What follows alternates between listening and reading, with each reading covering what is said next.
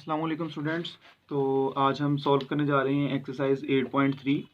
लेकिन 8.3 से पहले मैं आपको पिछले लेक्चर का प्रीवियस लेक्चर का थोड़ा सा प्रीव्यू दे दूं कि पिछले लेक्चर में आपने सीखा था म्यूचुअली एक्सक्लूसिव इवेंट के बारे में और इंडिपेंडेंट के बारे में। ठीक है, उन दोनों को फिर आपने कंबाइन किया था। तो उन दो इवेंट्स के बारे में आपने जानकर क्वेश्चंस को वर्कड एग्जांपल्स को सॉल्व किया था। एक आपके पास था म्यूचुअली एक्सक्लूसिव और एक था इंडिपेंडेंट इवेंट। तो आज हम उन्हीं दो इवेंट्स की मदद से एक्सरसाइज 8.3 को सॉल्व करने जा रहे हैं। इसका क्वेश्चन नंबर 1 देखें। 1 में वो क्या बता रहा है हमें। क्वेश्चन नंबर 1 में है a standard cubical die is thrown twice. Mean से एक क्यूबिकल डाई है, उसे 2 मरतबा फेंका गया है। तो हमने प्रोबेबिलिटी फाइंड करनी है। प्रोबेबिलिटी है कैलकुलेट द प्रोबेबिलिटी कि 2 6s आर थ्रोन, यानी कि दोनों मरतबा 6 आने की प्रोबेबिलिटी क्या है, क्योंकि डाइस को 2 टाइम्स ट्वाइस थ्रो किया गया है ना। फिर 2 इवन नंबर आने की प्रोबेबिलिटी क्या है, सेम नंबर आने की प्रोबेबिलिटी क्या है, कोई सा भी सेम नंबर। और डी पे है कि the 2 numbers thrown are different, कि जो 2 दफ़ा वो नंबर फेंका गया है दोनों डिफरेंट हो। ठीक है, सबसे पहले तो आपको ये पता होना चाहिए कि एक डाई में नंबर ऑफ ट्रायल्स यानी कि होते कितने हैं। एक डाई है, यानी एक वो क्यूबिकल डाई है जिसे आप अक्सर खेलते हैं, जिसे लूडो का दाना कहते हैं, उस तरह का। तो उसके टोटल नंबर ऑफ ट्रायल्स जो है ना आपके पास 6 होते हैं। अब उसको 2 दफ़ा थ्रो किया गया है। पहली मरतबा में भी उसके 6 ट्रायल हैं, दूसरी मरतबा में भी 6 ट्रायल हैं। पहली मरतबा जो आपके पास इवेंट डिज़ायर्ड इवेंट जो आप चाह रहे हैं, ठीक है, तो पहली मरतबा में जो आएगा वो एक ही आएगा 6 में से। और इसी तरह जब दूसरी मरतबा भी आएगा वो भी एक ही आएगा 6 में से। तो इसका मतलब ये हुआ कि 2 6s आर थ्रोन। हम पहले पार्ट की जानी बढ़ रहे हैं। पहले पार्ट में है 2 6s आर थ्रोन। 2 6 आने की प्रोबेबिलिटी क्या है। फर्ज कर लें पहले में कितनी मरतबा, कितने डिज़ायर्ड इवेंट कितने हैं, मतलब एक दफ़ा आप थ्रो करेंगे उस डाइस को पहली मरतबा, तो 6 आने की प्रोबेबिलिटी क्या है उसमें। 6 में से टोटल 6 ट्रायल्स में से 6 आने की प्रोबेबिलिटी क्या होगी, 1 होगी ना। तो आप उसको लिख सकते हैं कि जो 6 आने की प्रोबेबिलिटी है वो है 1 पहली मरतबा में। कितने में से, 6 में से। क्योंकि ये इंडिपेंडेंट है, पहले इवेंट का दूसरे इवेंट पे कोई असर नहीं है। तो दूसरी मरतबा जब उसे फिर आप फेंकेंगे, आपको पता है इंडिपेंडेंट में होती है मल्टीप्लिकेशन 2 प्रोबेबिलिटीज़ की। ये पहली प्रोबेबिलिटी है, मल्टीप्लाई बाय आपके पास अब आएगी सेकंड प्रोबेबिलिटी। सेकंड किसकी, फिर से आपने दूसरी मरतबा फेंका, दूसरी मरतबा फिर आपके पास 6 आने की जो प्रोबेबिलिटी है वो 6 ट्रायल्स में से ही है। तो इसका मतलब ये हुआ टोटल यानी कितनी मरतबा, एक उनमें से एक 6 है ना, तो डिज़ायर्ड इवेंट में एक 6 है, यानी कि 1 टाइम्स आपके पास 6 आने की प्रोबेबिलिटी है। तो आप उसको लिख सकते हैं टोटल नंबर ऑफ ट्रायल्स में से number of desired event divided by the total number of trial. तो आपके पास पहली दफ़ा और दूसरी दफ़ा जो 6 आने की प्रोबेबिलिटी है वो 1/6 और 1/6। ठीक है, इसको सॉल्व कर लें। ये नीचे वाले मल्टीप्लाई हो रहे हैं, 1/6 6 आर 36। तो दोनों मरतबा उस क्यूबिकल डाई में 6 आने की जो प्रोबेबिलिटी होगी वो 1/36 होगी। ठीक है, तो आपने पिछला लेक्चर ज़रूर लिया होगा। पिछले लेक्चर से आपको काफ़ी हेल्प मिलेगी इस चीज़ की कि अब मैं दोनों की डायरेक्ट प्रोबेबिलिटी फाइंड कर रहा हूँ, दोनों इवेंट्स की। ठीक है, दोनों मरतबा की। तो अब बढ़ते हैं दूसरे पार्ट की जानिब, बी पार्ट की जानिब। बी पार्ट में देखते हैं यहाँ पे हमें क्या कहा गया। बी पार्ट में है 2 इवन नंबर्स आर थ्रोन, कि दोनों दफ़ा उन डाइसिस पे इवन नंबर आने की प्रोबेबिलिटी क्या है। अगर पहली मरतबा हम उस डाइस को थ्रो करते हैं तो देखें ज़रा पहली मरतबा में उस डाइस में कितने इवन नंबर्स हैं, यानी कि एक डाइस में इवन नंबर कितने होंगे, नंबर 2 इवन होगा, नंबर 4 इवन होगा और नंबर 6 इवन होगा। ठीक है, पहली मरतबा उसमें जो इवेंट के इवन आने की प्रोबेबिलिटी है पहली मरतबा में, आप यहाँ अपनी असिस्टेंस के लिए लिख सकते हैं पहली मरतबा में जो प्रोबेबिलिटी ऑफ इवन नंबर्स है वो कितनी है। उसमें 2 इवन है, 4 इवन है और 6 इवन है। 3 इवन नंबर है ना, अगर ए प्रोबेबिलिटी यानी एक पहले इवेंट की फाइंड करना चाह रहे हैं तो 3 है इसमें। पहले इवेंट की कितनी है, 3। तो आप लिख सकते हैं number of desired events 3। Total number of trials कितने हैं डाइस में, 6। ये आ गई पहले इवेंट के लिए। दूसरे इवेंट की भी निकाल लें, जिस तरह ऐसे ही PB, मतलब मैं खुद नेम दे रहा हूँ इसको PB। अगर आप दूसरे इवेंट की बात करते हैं, दूसरे इवेंट में यानी जब दूसरी दफ़ा आप उसको थ्रो करते हैं डाइस को, फिर भी प्रोबेबिलिटी आपके पास इंडिपेंडेंट है, पहले वाले पे वो असर नहीं कर रही। 2, 4, 6 ही आने की प्रोबेबिलिटी है उसकी दूसरी मरतबा भी, तो वो भी यही होगा। उसको भी आप लिख सकते हैं 3/6, क्योंकि नंबर ऑफ डिजायर्ड इवेंट्स कितने हैं 3, और टोटल नंबर ऑफ ट्रायल्स कितने हैं 6। तो पहला इवेंट और दूसरा इवेंट दोनों एक दूसरे से इंडिपेंडेंट है, तो इसका मतलब ये हुआ कि ये एक इंडिपेंडेंट इवेंट है। इसको फिर आप कंबाइन प्रोबेबिलिटी की फॉर्म में निकालेंगे तो वो निकलेगी PA और PB आपस में मल्टीप्लाई होंगे, 3/6 मल्टीप्लाई बाय 3/6। तो ये दोनों प्रोबेबिलिटीज़ जब आपस में मल्टीप्लाई होंगी, आप इन्हें मल्टीप्लाई कर लें, तो इधर आपके पास आ सकता है 3 1 3, 3 2 6, 3 1 3, 3 2 6। अब ये भी 1/2 है, ये भी 1/2 है, इनको मल्टीप्लाई कर लें, 1 1 1 और 2 2 4। तो आपके पास जो कंबाइंड दोनों इवेंट्स की प्रोबेबिलिटी निकलेगी वो निकलेगी 1/4। तो ये इस तरह आपने इसको करना है, ठीक है। तो बढ़ते हैं इसी के सी पार्ट की जानिब। सी पार्ट में आप देखें कि वो क्या कह रहा है। सी पार्ट में है the same number is throne. अब देखें यहाँ पे ज़रा समझने वाली सिचुएशन है कि सेम नंबर इज थ्रोन, कि एक वही सेम नंबर ही रिपीट हो जाए दोनों मरतबा में। वो सेम नंबर 1 भी हो सकता है, 2 भी हो सकता है, 3 भी हो सकता है, 4 भी, 5 भी, 6 भी हो सकता है। अगर देखें, अगर सेम नंबर आपके पास थ्रो हो, ये ज़रा समझने वाली सिचुएशन है कि अगर सेम नंबर थ्रो हो, एक नंबर कितनी मरतबा थ्रो हो सकता है 6 टाइम्स, ठीक है, कि एक मरतबा एक नंबर 6 टाइम्स हो सकता है थ्रो।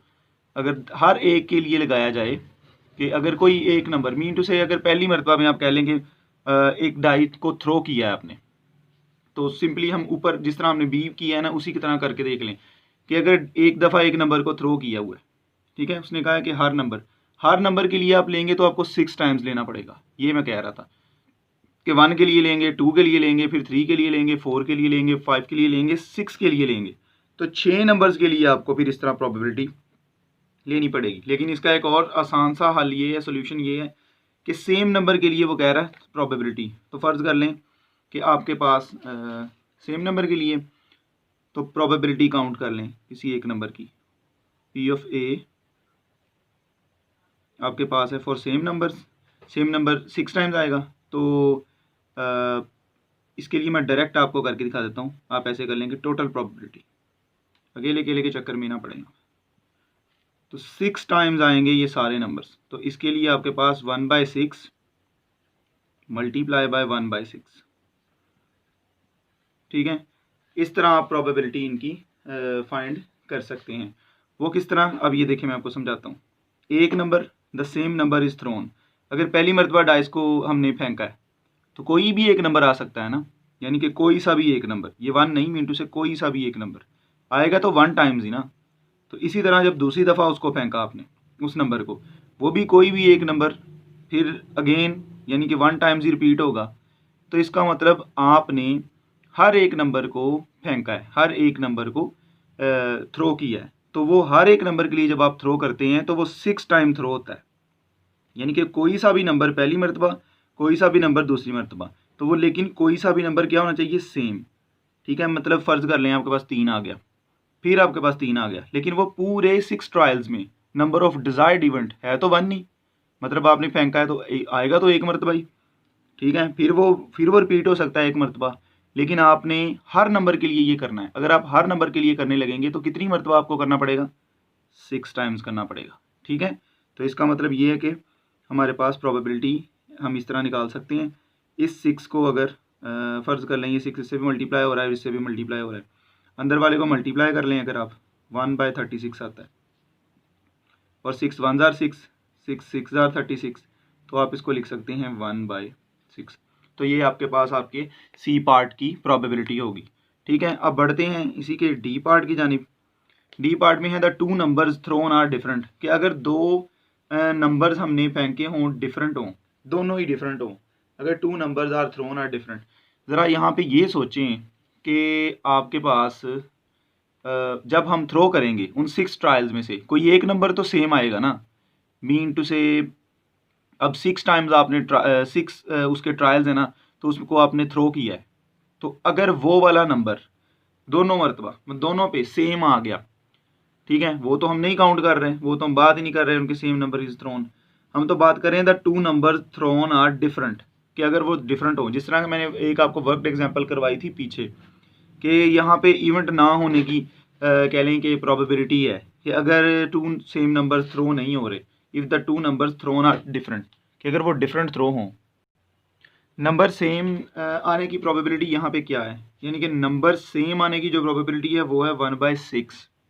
तो अगर नंबर हमारे डिफरेंट हों, यानी कि सेम ना आए, यहाँ पे एक इवेंट अगर हैपन ही ना हो, अगर नंबर सेम ही ना आए, तो इसका मतलब ये है कि आपने 1 में से उस इवेंट की प्रोबेबिलिटी को माइनस कर देना है। That is very simple. Same आने की प्रोबेबिलिटी क्या है, दैट इज़ 1/6। और अगर इवेंट आपका मतलब वो हैपन ही ना हो, सेम आए ना, तो इसका मतलब है आप अब प्रोबेबिलिटी फाइंड करें the two numbers thrown are different, तो प्रोबेबिलिटी ऑफ डिफरेंट नंबर्स लिख लें आप। ठीक है, ये आपको मैं बिल्कुल सिंपल तरीके से करके बता रहा हूँ, प्रोबेबिलिटी ऑफ डिफरेंट नंबर्स। तो डिफरेंट नंबर्स के लिए आप इस इवेंट की प्रोबेबिलिटी को जो सेम वाली है, इसको 1 में से माइनस कर लें, क्योंकि अगर सेम आ जाए तो प्रोबेबिलिटी ये है, तो अगर सेम ना आए यानी डिफरेंट आए, तो इसकी प्रोबेबिलिटी को 1 में से हमने क्या कर देना है, माइनस कर देना है। तो मैं माइनस करने लगा हूँ इसको 1 में से, यानी यहाँ पे एलसीएम ले लें, आपके पास आ जाएगा 6। तो ये 6 इसे मल्टीप्लाई होकर डायरेक्ट, क्योंकि इसके डिनोमिनेटर में कुछ नहीं है तो फिर नोमिनेटर से आप डायरेक्ट मल्टीप्लाई कर सकते हैं। माइनस 6 पे डिवाइड 1 आ गया, तो यहाँ पे 1 1 1, तो आपके पास जो प्रोबेबिलिटी यहाँ पे निकल आएगी वो प्रोबेबिलिटी होगी 5/6। ले जी, ये डी पार्ट भी आपके पास यहाँ पर सॉल्व हो गया, तो ये फिर इसकी प्रोबेबिलिटी होगी डिफरेंट नंबर्स की। ले जी, बढ़ते हैं क्वेश्चन नंबर 2 की जानिब। क्वेश्चन नंबर 2 एक्सरसाइज 8.3 का, जिसमें वो हमें बता रहा है कि ए बैग कंटेन्स 12 कलर्ड बॉल्स, यानी एक बैग में 12 कलर्ड बॉल्स हैं हमारे पास। तो 5 of the balls are red, उनमें से 5 आपके पास रेड हैं, एंड रेस्ट 1 आर ब्लू, और जो बाकी बचती हैं वो आपके पास ब्लू हैं। पहले तो क्वेश्चन को समझें। A ball is drawn random from the bag, bag में से एक बॉल को निकाला गया है, मतलब रैंडमली हमने उस एक बॉल को ना अंदर बैग से ना निकाल लिया है। It is then replaced and second ball is drawn, फिर हमने उस बॉल को उस बैग में डाल दिया है, एक कोई दूसरा बॉल निकाल लिया। अब वो पूछ ये रहा है कि the colour of each ball is recorded. यहाँ पे कहता है हर एक बॉल का ना कलर काउंट किया जाएगा। तो पूछ क्या रहा है, कहता है ये बताएं कि list the possible outcomes of the experiment, कि आपके पास जो नताइज निकलेंगे, जो आउटकम्स होंगे, जो प्रोबेबिलिटी होगी, वो पहले तो ये बताएं कि उनके कलर्स की, यानी कि पॉसिबल कौन से कलर्स निकल सकते हैं। अगर हम पहली दफ़ा एक बॉल को निकालें, फिर दूसरी दफ़ा बॉल को निकालें, तो पॉसिबल कौन से आउटकम्स हो सकते हैं, पहला तो उसने ये पूछा है। एंड सेकेंडली वो ये पूछ रहा है कैलकुलेट प्रोबेबिलिटी, कि इसकी प्रोबेबिलिटी बताएं।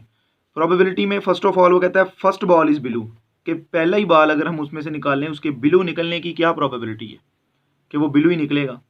फिर सेकंड वो कहता है कि सेकंड बॉल इज़ रेड, तो क्या प्रोबेबिलिटी है कि अगर हम फिर उसके बाद एक बॉल निकालें तो वो रेड होगा, इसकी क्या प्रोबेबिलिटी है।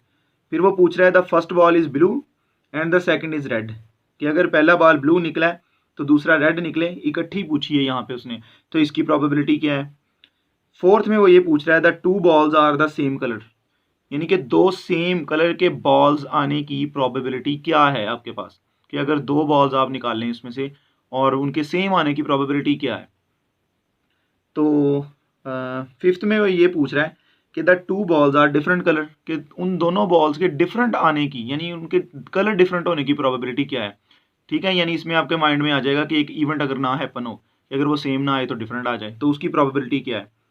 तो छठे में वो कह रहा है in the sixth part what will be the probability if neither the ball is red, कि अगर बॉल या तो रेड आए ही ना, ठीक है, कि बॉल के रेड ना आने की प्रोबेबिलिटी क्या है। और लास्ट वाले में वो पूछ रहा है कि अगर उनमें से कोई एक बॉल रेड निकल आए, मीन टू से आपने रैंडमली उसमें हाथ डाल के कोई बॉल निकाला है, तो at least one ball is red, कि उनमें से चाहे एक बॉल ही निकले, रेड निकले, उसकी आने की प्रोबेबिलिटी क्या है। तो सबसे पहले तो हमने यहाँ पर क्वेश्चन को समझा है, ठीक है, कि क्वेश्चन में उसने पूछा क्या है, टोटल कितने आपके पास बॉल्स हैं, कलर बॉल्स 12, तो उनमें से ब्लू कितने, सॉरी 5 उसने पहले बताए हैं, तो 5 कितने, रेड कितने हैं 5, और बाकी कितने बचे हमारे पास 12 - 5, तो जो बाकी बचे वो ब्लू हैं। तो रेस्ट 1 आर ब्लू। तो इसको हम सॉल्व करने की तरफ बढ़ते हैं, सॉल्व करने की कोशिश करते हैं। सबसे पहले हम अपने पहले का जवाब देते हैं कि list the probabilities possibilities outcome of the experiment, के उनकी कौन से मिनटों से कलर आने की प्रोबेबिलिटीज़ हमारे पास मौजूद है। पहले तो इसका आंसर देते हैं। सबसे पहले तो हमने यहाँ पे डाटा लिख लिया है। डाटा क्या है जी, हमारे पास जो भी गिवन चीज उसमें उसने दिए हुए थे बॉल्स, रेड बॉल्स 5 थे ब्लू बॉल्स 7 थे, टोटल कितने हैं वो 12 हैं। तो हम देखते हैं हमारे पास पहले वो जो कह रहा है ना उसकी क्या आउटकम्स है, पॉसिबल आउटकम्स है, लिस्ट क्या बनेगी उसकी, यानी कि कलर्स की अगर हम देखेंगे पॉसिबल आउटकम्स में कलर्स कौन कौन से बाहर आ सकते हैं अगर दोनों बॉल्स निकाले जाएं, या फिर पॉसिबल आउटकम्स में अगर पहला बॉल निकाला है फिर दूसरा। तो फर्ज कर लें पहले हमारे पास हम देख लेते हैं, एक बॉल अगर रेड निकाला है तो दूसरा भी रेड निकल सकता है, यानी रेड रेड की पॉसिबिलिटी हो सकती है, हो सकती है। या फिर क्या पॉसिबिलिटी हो सकती है, या पॉसिबिलिटी हो सकती है रेड के साथ ब्लू निकल आए, ठीक है, ब्लू बॉल भी निकल सकता है उसके बाद। या फिर फर्ज कर लें कि पहले पॉसिबिलिटी ब्लू की निकल आए, कि पहला ब्लू बॉल निकल आया आपके पास और दूसरा रेड निकल आया है। या फिर एक ये भी पॉसिबिलिटी हो सकती है कि अगर पहला ब्लू निकला है तो दूसरा बॉल भी ब्लू निकल सकता है। तो यही पॉसिबिलिटीज़ हैं जी, इसके अलावा और कोई भी नहीं है। ऐसा नहीं हो सकता कि आप कह लें कि सिर्फ रेड ही निकले ब्लू ना निकले ये पॉसिबिलिटीज़ हो सकती हैं। या तो पहली मरतबा रेड निकलेगा, दूसरी मरतबा दूसरी जो बॉल भी जो निकाला है आपने वो भी रेड निकल सकता है। अगर पहला रेड है तो जो दूसरा निकला है वो ब्लू भी निकल सकता है। अगर हम इन दोनों को ही मतलब कि फ़र्ज़ करके और दूसरी कंडीशन लें कि अगर पहला बॉल हमने ब्लू निकाला है तो दूसरा फिर रेड निकल सकता है, अगर दूसरा रेड नहीं तो फिर पहला अगर ब्लू निकाला है तो दूसरा ब्लू निकल सकता है। तो ये 4 पॉसिबिलिटीज़ हैं, ठीक है। तो यही 4 पॉसिबिलिटीज़ बनती हैं। ये आपने अपनी कॉमन सेंस से इसे खुद अपने माइंड से निकाल लेना है कि ये किस तरह पॉसिबिलिटीज़ आपके पास बन रही हैं। ठीक हो गया, ये हमने इसका ए पार्ट सॉल्व कर लिया। तो बढ़ते हैं बी पार्ट की जानिब। बी पार्ट में हमें कहा जा रहा है कि जी यानी बी पार्ट में कैलकुलेट करनी है हमने उनकी प्रोबेबिलिटीज़, कि हमारे पास फर्स्ट बॉल के ब्लू आने की प्रोबेबिलिटी क्या है, फर्स्ट बॉल के ब्लू आने की प्रोबेबिलिटी क्या है। तो फर्स्ट बॉल के ब्लू आने की प्रोबेबिलिटी आप बड़े इजीली निकाल सकते हैं। मुझे बताएं कि आपके पास ब्लू बॉल्स हैं कितनी, यानी कि नंबर ऑफ डिजायर्ड इवेंट्स कितने हैं, नंबर ऑफ डिजायर्ड इवेंट्स। तो number of desired events probability निकालनी है ना, तो प्रोबेबिलिटी यहाँ पे मैं लिख रहा हूँ, बी पार्ट का फर्स्ट पार्ट हम सॉल्व कर रहे हैं। तो यहाँ पे मैंने फर्स्ट लिख दिया। फर्स्ट में वो कह रहा है कि ब्लू आने की, तो प्रोबेबिलिटी ऑफ दी ब्लू, तो इसकी क्या प्रोबेबिलिटी है। नंबर ऑफ डिजायर्ड इवेंट्स कितने हैं आपके पास ब्लू के 7, टोटल नंबर ऑफ इवेंट्स कितने हैं, कितने बॉल्स में से, ठीक है, वो आपके पास है 12। तो ये आ गई जी ब्लू की प्रोबेबिलिटी, ठीक है। ये तो इट इज़ वेरी सिंपल, ये तो बहुत सिंपल है।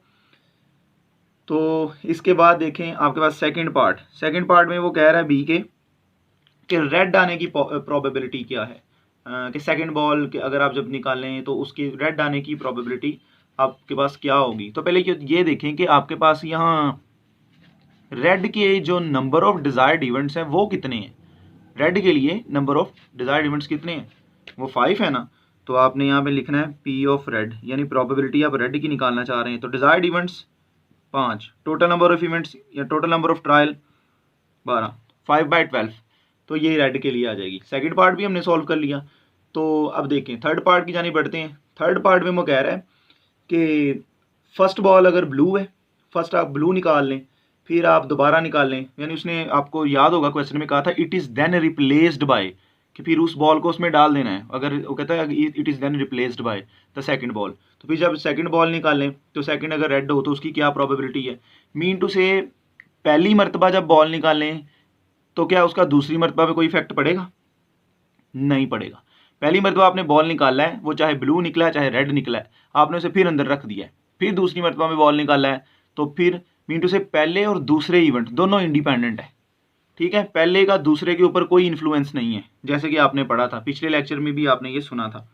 तो अगर मैं यहाँ पे थर्ड पार्ट की जानिब बढ़ूँ, थर्ड पार्ट में हमसे क्या पूछा जा रहा है, यहाँ पे थर्ड पार्ट में यहाँ पे पूछा जा रहा है कि अगर पहला ball if the first ball is blue, कि पहला बॉल आपके पास ब्लू हो तो ब्लू बॉल की पहले तो ये देखिए आपने प्रोबेबिलिटी क्या निकाली है 7/12, और दूसरा बॉल कहता है रेड हो तो रेड की क्या प्रोबेबिलिटी निकाली है, दैट इज़ 5/12। तो मतलब इन दोनों की इवेंट्स की ये दोनों इंडिपेंडेंट इवेंट्स को शो कर रहे हैं। तो इनकी अगर कंबाइंड प्रोबेबिलिटी मैंने फाइंड करनी हो या निकालनी हो तो उसके लिए ये होगा P, यानी इसको आप लिख रहे हैं पहला बॉल आपके पास क्या है, फर्स्ट बॉल। अगर मैं पूरा इसको लिखना चाहूँ तो ये आएगा फर्स्ट बॉल होगा blue, first ball is blue, second ball is red. तो इनकी कंबाइंड प्रोबेबिलिटी अगर आपने निकालनी हो तो आप पहले ब्लू के लिए लिख लें 7/12, क्योंकि ये इंडिपेंडेंट इवेंट है ना, मल्टीप्लाई बाय पहले का दूसरे पे कोई नहीं है लेकिन हम निकाल इसकी कंबाइन रहे हैं, मल्टीप्लाई 5/12। तो कितनी आ जाएगी ये, आप इसको लिख सकते हैं ऊपर वालों को आपस में मल्टीप्लाई कर लें तो ये आएगा 35, 7 मल्टीप्लाई बाय 5 35, और नीचे वाले जब आपस में मल्टीप्लाई होंगे 12 12 144, तो ये मल्टीप्लाई होके 144 आपको देंगे। ऊपर वाले आपस में मल्टीप्लाई हो जाएंगे और नीचे वाले आपस में, आप इनको मल्टीप्लाई करके थर्ड पार्ट के लिए जो कंबाइंड प्रोबेबिलिटी है वो फाइंड कर सकते हैं। फोर्थ पार्ट में यहाँ पे आपसे कहा जा रहा है कि the two balls are the same colour. अगर फोर्थ पार्ट में इसी के सामने यहाँ पे आपके पास लिख रहा हूँ, यहीं पे हम फोर्थ पार्ट सॉल्व कर रहे हैं कि वो कह रहा है कि if the two balls are the same colour. तो सेम कलर का उसका मकसद है कि अगर आप जो बॉल अंदर से निकाल रहे हैं उससे बैग से कि वो अगर सेम कलर के हों तो इसकी प्रोबेबिलिटी फाइंड करना ज़रा कह लें कि थोड़ा सा आपके लिए टफ हो सकता है, लेकिन वो भी आप एक तरीके से फाइंड कर सकते हैं। वो किस तरह कि अगर सेम कलर के बॉल निकल आए, पहले तो हम यहाँ पे आइडिया लगाते हैं कि सेम कलर के बॉल निकलेंगे तो डिफरेंट हमारे पास बाद में कितने रह जाएंगे कि अगर सेम के निकल आए। सपोज आपके पास सेम के निकल रहे हैं, फ़र्ज़ कर लें कि ब्लू ब्लू निकल आया उसमें से, फिर रेड रेड निकल आया, फिर ब्लू ब्लू निकल आया बॉल, ठीक है ना, हम सेम की बात कर रहे हैं। और फिर आपके पास यहाँ पर रेड रेड है, और फिर अगर आप यहाँ पे कहीं ब्लू ब्लू है, ब्लू ब्लू है, red red, blue blue, red red, blue blue, तो काउंट कर लें क्या हमारे बॉल्स पूरे हो गए हैं। तो देखें ज़रा, 1 2 3 4 5 6, यहाँ पे 6 ब्लू बॉल्स हैं लेकिन हमारे पास 7 हैं टोटल। रेड कितने हो गए, 1 2 3 4, तो 4 रेड बॉल्स हैं। इसका मतलब टोटल तो हमारे पास 5 हैं, इधर से भी एक रह गया, इधर से भी एक रह गया, तो हमने टोटल इसको करना है 12 करने हैं पूरे। तो इसका मतलब blue blue, red red, blue blue, फिर रेड रेड, और फिर ब्लू ब्लू का जब कम्बिनेशन होगा तो एंड पे हमारे पास एक रेड बॉल बच जाएगा और एक ब्लू बॉल बच जाएगा जो कि डिफरेंट होगा।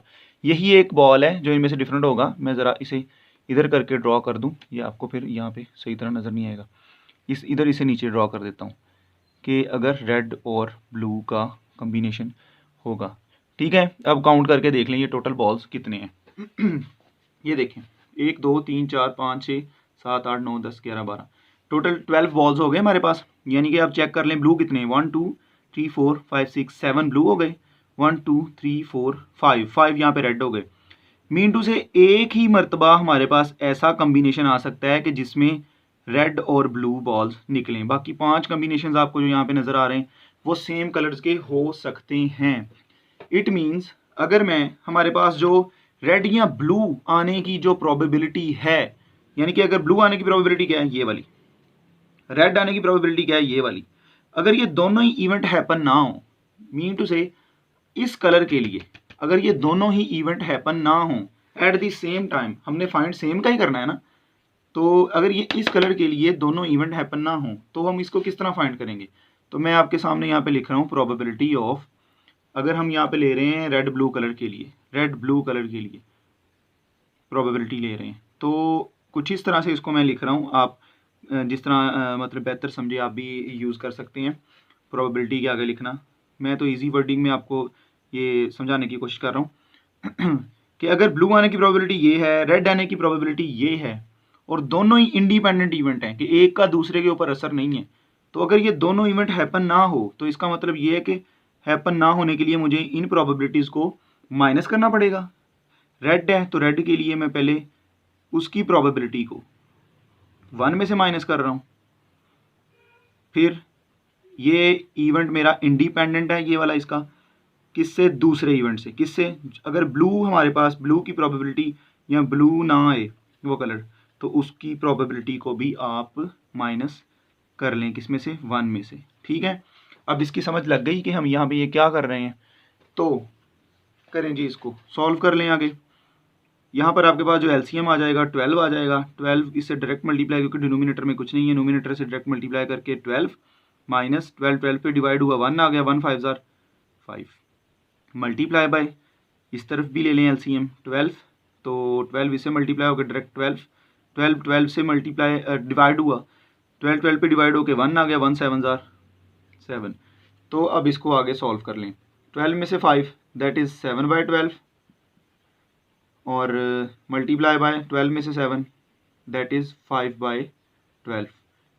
ऊपर वालों को आपस में मल्टीप्लाई कर लें, वो आ जाएगा 35, नीचे वालों को आपस में मल्टीप्लाई कर लें, वो आ जाएगा आपके पास 144।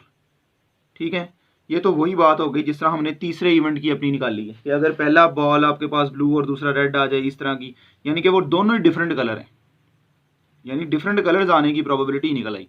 लेकिन हम अपनी अभी उसी प्रोबेबिलिटी की तरफ बढ़ रहे हैं, ये अभी कंप्लीट नहीं हुआ, हम इसको कंप्लीट करेंगे। ठीक है, कंप्लीट करने के लिए पहले तो ये देखें कि रेड ब्लू आने के लिए जो फ्री आपके पास प्रोबेबिलिटी निकली वो ये है। अब अगर आप सेम की तरफ जाएं कि अगर सेम ना आए, फ़र्ज़ कर लें आप कह रहे हैं कि इफ़ द प्रोबेबिलिटी, अगर सेम एग्जिट नहीं कर रहे आप उसमें से, बैग में से अगर सेम कलर नहीं निकल रहा, ठीक है, तो उसकी क्या प्रोबेबिलिटी होगी कि सेम कलर ना आने के लिए प्रोबेबिलिटी क्या होगी। अभी तो मतलब हमने करनी सेम के लिए है, लेकिन हम ये देख रहे हैं कौन से कलर्स या कौन से बॉल ऐसे हैं जो सेम नहीं आने दे रहे। पहले तो वो फाइंड करें ना, ताकि आपको ये आइडिया हो जाए कि किस चीज़ को आपने माइनस करना है। ठीक हो गया, तो if no exiting the same ball, उसकी प्रोबेबिलिटी मैं ले रहा हूँ, probability of no exiting the same ball, कि सेम बॉल ना आने के लिए आपके पास प्रोबेबिलिटी क्या है। अच्छा, ये प्रोबेबिलिटी जो निकली है ये किसकी है, रेड ब्लू के लिए।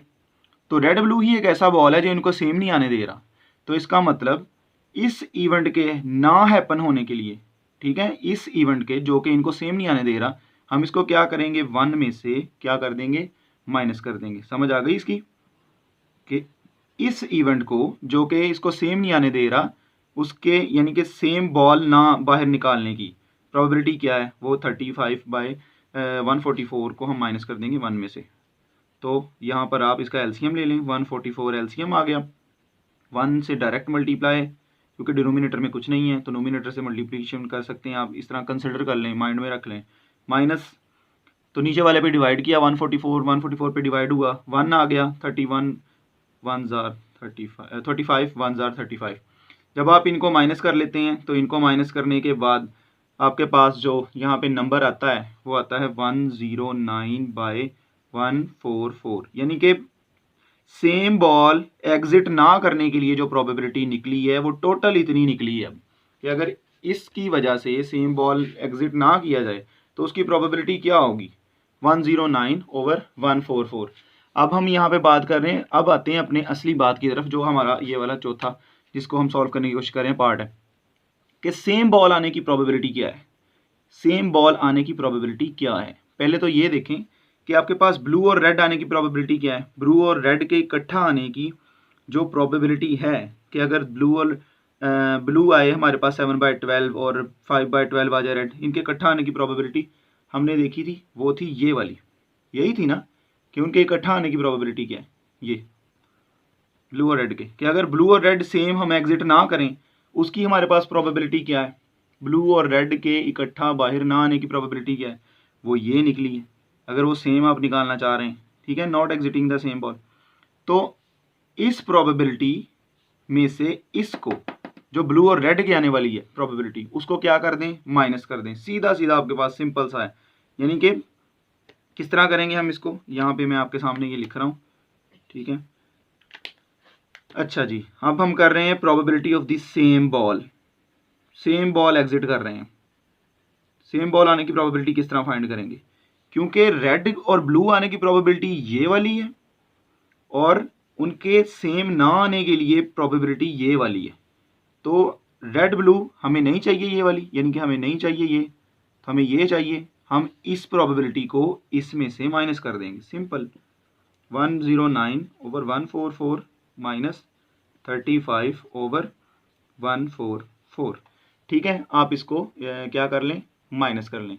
जब आप इसको माइनस करेंगे 144 आपके पास क्या आ जाएगा, एलसीएम। एलसीएम सेम है, नीचे वाले को नीचे वाले पे डिवाइड करें, 1 आता है तो 109 के साथ मल्टीप्लाई होकर 109। ठीक है, 109। तो ज़रा इसे मैं क्लियर करके लिख दूं ताकि आपको थोड़ी अंडरस्टैंडिंग हो जाए, समझ आ जाए। इसको मैं क्लियर करके अभी लिख देता हूँ। 109 लिखने के बाद हमारे पास ये फिर इस पे डिवाइड हुआ तो 144 पे ये डिवाइड हो गया। हमारे पास कितना आया, 1। तो 1 को 35 से मल्टीप्लाई करें, that is -35। As it is आप इसे लिख सकते हैं। 109 में से जब आप 35 को माइनस करते हैं तो आपके पास आ जाती है 74/144 प्रोबेबिलिटी। किसकी, सेम बॉल्स आने की जो प्रोबेबिलिटी है कि रेड ब्लू ना आए, blue blue red red, blue blue red red और ब्लू ब्लू, ये आने की जो प्रोबेबिलिटी है वो 74/144 होगी। ठीक है, ये इस तरह आपने इसकी प्रोबेबिलिटी निकालनी है। अच्छा, तो बढ़ते हैं फिफ्थ पार्ट की जाने। फिफ्थ पार्ट में यहाँ पे वो कह रहा है कि the 2 balls are different colour. ये तो फिर वही बात हो गई कि उनके डिफरेंट आने की क्या प्रोबेबिलिटी है। अभी तो आपने पीछे सॉल्व किया कि उनमें डिफरेंट कौन सा था, एक ही आप उसमें डिफरेंट देख रहे थे, वो थे रेड ब्लू। तो उनके डिफरेंट आने की प्रोबेबिलिटी क्या होगी, तो वो तो आप बड़ा इजीली फाइंड कर सकते हैं। पी ऑफ, इधर लिख रहे हैं डिफरेंट कह लें बॉल्स, या फिर आपने वही जो आर बी लिखा हुआ था कि ना ही वो रेड आए सेम आए ना ही ब्लू आए, तो उसके लिए आप लिख सकते हैं, ये लें आप यूज़ कर लें नाइदर रेड नॉर ब्लू। ठीक है, कि वो सेम ना आए डिफरेंट आए। तो सेम ना आए डिफरेंट आए के लिए इनकी प्रोबेबिलिटीज़ को, यानी कि दोनों की प्रोबेबिलिटीज़ सेम ना आए, ठीक है, हैपन ना हो, सेम इवेंट वहाँ पे हैपन ना हो। तो इसका मतलब है एक इवेंट हैपन ना होगा तो उसको 1 में से माइनस कर लें। जो आपके पास रेड की प्रोबेबिलिटी है पहले उसको 1 में से माइनस कर लें, क्योंकि आपके पास एक इवेंट दूसरे से इंडिपेंडेंट है, तो इसलिए मैं पहले इवेंट को मल्टीप्लाई कर रहा हूँ दूसरे से। तो ब्लू के लिए 1/7/12 लिख लें। ठीक है, कि ये एक इवेंट के हैपन ना होने की वो बात कर रहा है कि 1 - 7/12 एक इवेंट ना होने की जो प्रोबेबिलिटी है, हैपन ना होने की हमारे पास। ठीक है, अब बात करते हैं इसकी, इससे आगे चलते हैं थोड़ा सा। इससे आगे हमें ये कहा जा रहा है, पहले तो इसको फाइंड कर लेना, पहले तो इसको देख लें कि इसका आंसर क्या निकलता है। वही जो हमने पीछे सॉल्व किया था, यहाँ पे 12 आ गया आपका एलसीएम, मल्टीप्लाई बाय इधर भी एलसीएम 12 आ गया। 12 1 12 माइनस 12 12 से डिवाइड होके 1 5 एज इट इज़ आ जाएगा नीचे। इधर भी 12 डायरेक्ट आ गया, 12 12 पे डिवाइड होके 1 1 7 से मल्टीप्लाई होके 7 एज इट इज़ आ गया नीचे। यहाँ पे आपके पास जो प्रोबेबिलिटी निकलेगी वो निकलेगी 7/12, जो रेड के लिए, रेड के ना आने के लिए आपने निकाली है, और ब्लू के मतलब ना आने के लिए, मतलब डिफरेंट के लिए जो निकाली है वो निकलेगी 5/12। मैं इनको मल्टीप्लाई नहीं कर रहा, मैं ऐसे ही लिख रहा हूँ। अब अगर मैं इनकी प्रोबेबिलिटी, अभी निकली नहीं है, अभी तो हम बात कर रहे हैं कि इनकी ना ही वो हमारे पास रेड सेम आए और ना ही ब्लू सेम आए। ठीक है, तो इनकी बात कर रहे हैं। अब हम बात करें कि डिफरेंट बॉल्स आएँ, तो डिफरेंट बॉल्स आएँ। अब जो डिफरेंट बॉल्स आएंगी तो वो एक ही इवेंट के अंदर आएंगी ना, यानी कि डिफरेंट बॉल्स क्या होंगी, ब्लू भी हो सकती है रेड भी हो सकती है, तो दोनों एक दूसरे को इफेक्ट कर रहे हैं। मीन टू से वो रेड नहीं होनी चाहिए, वो ब्लू नहीं होनी चाहिए। तो इसका मतलब मैं उनकी प्रोबेबिलिटी निकालने लगा हूँ ऑफ डिफरेंट बॉल्स। इसमें मैं डिफरेंट का वर्ड यूज़ कर रहा हूँ कि ये आपके पास उसकी डिफरेंट प्रोबेबिलिटी होगी ऑफ डिफरेंट बॉल्स। तो पहले तो आप माइंड में ये लाएं कि डिफरेंट बॉल, फर्स्ट अगर आप बात रेड की ही कर रहे हैं, सपोज आप इसी की बात कर रहे हैं तो रेड के लिए आपके पास क्या प्रोबेबिलिटी आएगी कि रेड के ना आने की जो प्रोबेबिलिटी है, ठीक है, सेम ना आने की, वो ये आपने निकाल ली है अभी, कि रेड के सेम ना आने की जो प्रोबेबिलिटी है वो ये निकाल ली है। तो इस प्रोबेबिलिटी को आप रेड की एक्चुअल प्रोबेबिलिटी से, जो आपने स्टार्टिंग में काउंट की थी, कैलकुलेट की थी, रेड के ना आने की प्रोबेबिलिटी को सेम ना आने की, उसकी एक्चुअल प्रोबेबिलिटी से मल्टीप्लाई कर दें। ठीक है, एक्चुअल प्रोबेबिलिटी आपके पास रेड की थी 5/12, आपको याद होगा जो आपने शुरू में निकाली। क्योंकि आपने एक ही इवेंट के अंदर दोनों बॉल निकालने हैं तो पहला दूसरे के ऊपर डिपेंड कर रहा है, तो इकट्ठा कंबाइंड, तो इसे आप म्यूचुअली एक्सक्लूसिव कह सकते हैं। तो इस इवेंट को जमा कर रहा हूँ मैं, दूसरे में प्लस कर रहा हूँ यानी। तो ब्लू के ना आने की प्रोबेबिलिटी क्या है? ब्लू के ना आने की जो प्रोबेबिलिटी आपने अभी निकाली है सेम ना आने की, वो ये है। तो इस प्रोबेबिलिटी को आप मल्टीप्लाई कर दें ब्लू की एक्चुअल प्रोबेबिलिटी से। ब्लू की एक्चुअल प्रोबेबिलिटी क्या थी? वो थी 7/12। ठीक है, बस इतना सा ये है कि अगर ये समझ गए आप तो समझ लें ये फिफ्थ पार्ट सॉल्व कर गए। यहाँ पर ऊपर वालों को आपस में मल्टीप्लाई कर लें, that is 35, and in the denominator there will be return 144। In the numerator also there will be written 35 and the denominator 144. Take the LCM here, 144 will be the LCM. So because denominators are same, so you can write the numerators as well. इसी तरह आप लिख सकते हैं, ठीक है। 35 को add कर लें, ये बन जाएगा 70/144। तो ये इसकी प्रोबेबिलिटी निकल आएगी आपके पास डिफरेंट बॉल के लिए, ठीक है। तो इसी के साथ हम बढ़ते हैं सिक्स्थ पार्ट की जानिब। सिक्स्थ पार्ट में वो हमें क्या कह रहा है यहाँ पे? सिक्स्थ पार्ट में है नाइदर बॉल इज रेड, कि आपके पास बॉल रेड ना आए, मीन टू से नाइदर बॉल इज रेड। पहले तो ये अपने माइंड में लाएं कि बॉल रेड ना आए, तो मीन टू से क्या आए? फिर बॉल रेड नहीं ना आए तो फिर तो ब्लू ही आए, यानी कि ब्लू रेड वाला इवेंट हैपन ही ना हो। तो एक तो ये आपके माइंड में आया कि बॉल रेड ना आए, तो बॉल रेड ना आने की प्रोबेबिलिटी क्या है? जरा अपने माइंड में लाएं। यही है ना, अभी आपने फाइंड की कि बॉल रेड ना आने की प्रोबेबिलिटी क्या है? 7/12। तो ये तो आप सीधी फाइंड कर सकते हैं कि if neither ball is red, तो प्रोबेबिलिटी ऑफ, मैं लिख रहा हूं neither ball is red. Common sense की यहां पे बात है कि बॉल रेड ना आए, तो रेड ना आने की प्रोबेबिलिटी क्या है? That is 7/12। तो अगर ना आए रेड तो फिर क्या आए? ब्लू आए ना। अगर रेड ना आए तो फिर इसका मतलब है इसकी प्रोबेबिलिटी असरअंदाज हो जाएगी दूसरे पे, यानी वो रेड तो आ नहीं रहा, तो फिर इसका मतलब ब्लू आएगा। तो ब्लू की एक्चुअल प्रोबेबिलिटी क्या है? ब्लू की एक्चुअल प्रोबेबिलिटी आपके पास 7/12 ही है, जो आपने शुरू में निकाली थी। ये तो वो प्रोबेबिलिटी हो गई ना जो रेड की ना आने की प्रोबेबिलिटी है, और ये वो प्रोबेबिलिटी होगी जो ब्लू की एक्चुअल प्रोबेबिलिटी है। तो इस तरह आप इसको लिख सकते हैं 7 7 जार 49 बाई 12 12 जार 144। तो ये हमने सिक्स्थ पार्ट भी इसका सॉल्व कर लिया। इसी तरह बढ़ रहे हैं सेवन्थ पार्ट की जानिब, और सेवन्थ पार्ट में हमें ये वो पूछ रहा है कि at least one ball is red, कि अगर आपके पास एक बॉल रेड आ जाए, at least one ball is red. तो ज़रा यहाँ पे सोचें कि उसने कहा कि बॉल रेड ना आए, तो मतलब हमारे पास ब्लू बॉल आने की प्रोबेबिलिटी ये है। तो वो पूछ रहा है कि एक बॉल रेड आ जाए, यानी अब एक बॉल रेड आ जाए कोई एक, किस में से? सारे में से जो टोटल है, यानी टोटल में ब्लू भी तो हो ही सकते हैं। कोई एक बॉल कहता है रेड आ जाए, यानी ब्लू ना आने की प्रोबेबिलिटी है अब यहाँ पे, ठीक है। कोई एक बॉल वगैरह रेड आ जाए, यानी ब्लू का जो इवेंट है वो हैपन नहीं होगा। तो इसका मतलब इसकी प्रोबेबिलिटी को, पहले तो मैं इसकी लिखूँ ना कि at least one ball is red, कि अगर एक बॉल आपके पास रेड आ जाए तो मतलब फिर ब्लू ना आए। ब्लू की ना आने के लिए जो अभी अभी आपने प्रोबेबिलिटी ली है वो 49/144 है, यानी कि ब्लू की तब प्रोबेबिलिटी जब रेड ना आए, और अगर कोई एक रेड आ जाए तो फिर इस प्रोबेबिलिटी के ना होने के चांसेस, मतलब इसे 1 में से आप माइनस कर लें, 144, ठीक है। तो जब आप इसे माइनस करेंगे यहाँ पे एलसीएम लें इसका, 144 एलसीएम 1 से मल्टीप्लाई होके एज इट इज़ यहाँ पे लिखा जाएगा, और 144 पे नीचे वाले पे डिवाइड हुआ, डिवाइड होकर यहाँ पे कितना आएगा 1, तो 149 से मल्टीप्लाई होके 49 एज इट इज़, ठीक है। 144 में से जब आप 144 में से 49 को माइनस कर देते हैं तो बेटा आपके पास बचते हैं 95/144। तो ये वाली जो आपकी प्रोबेबिलिटी होगी ये आपके पास निकल आएगी at least one ball is red, ठीक है जी। ये फिर सॉल्व हो गया, हमने इसके साथ के साथ पार्ट सॉल्व कर लिए बड़े इजीली। ओके जी, अल्लाह हाफिज़।